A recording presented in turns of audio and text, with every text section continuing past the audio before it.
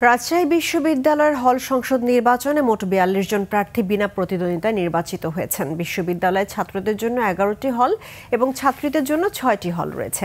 প্রধান নির্বাচন commissioner professor F Nazrul Islam জানান, বিনা প্রতিদ্বন্দ্বিতায় নির্বাচিতদের মধ্যে রয়েছেন বিজয় ২৪ হলে ৩ জন, মন্নুজান হলে ১ জন, রোকেয়া হলে ৯ জন, তাপসী রাবেয়া হলে ৩ জন, বেগম খালেদা জিয়া হলে ১০ জন, রহমতুন্নেসা হলে ৯ জন এবং জুলাই ৩৬ হলে ৭ জন।